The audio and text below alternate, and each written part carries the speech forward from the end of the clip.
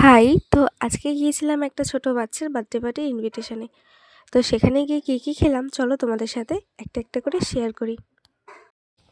প্রথমেই দিয়েছিল vegetable chop আর তার সাথে দিয়েছিল স্যালাড। কিন্তু ভেজিটেবলটার সাথে খাওয়ার জন্য কোনো রকম সস আর কাসুন্দি দেয়নি, তাই আর দেখাতে পারলাম না। তো এই যে ভেজিটেবল চপটার আমার টেস্ট ভালো লেগেছিলো। ওটা খেতে না খেতেই চলে এসেছে কিন্তু কড়াইশুঁটির কচুরি।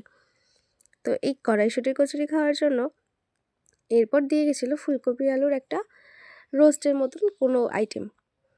তো সেটা টেস্ট মোটামুটি ভালো ছিল, খুব খারাপ ছিল বলবো না, আমার ভালো লেগেছিলো।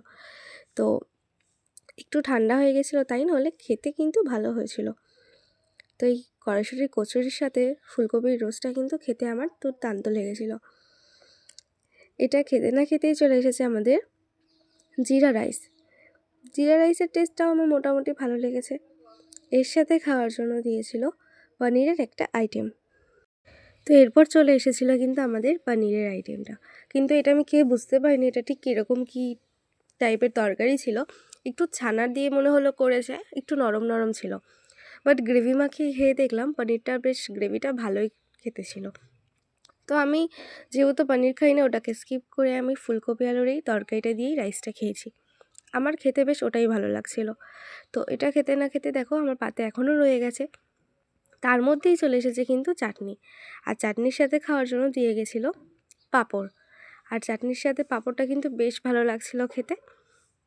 তো চাটনির পাঁপড় খাওয়ার পরে দিয়ে গেছিলো রসগোল্লা, নলেন গুড়ের মিষ্টি।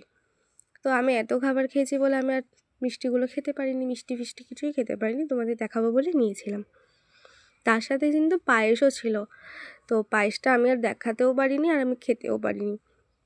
তো এই যে চাটনি দিয়ে পাঁপড় খেয়ে নিচ্ছি, তার সাথে মিষ্টিটাও দেখো এক্ষুনি দিয়ে যাবে। তো আমি আর কিছু খেতে পারিনি। এই ছোটোখাটো মিনি ভ্লগ দেখতে আমার চ্যানেলটাকে অবশ্যই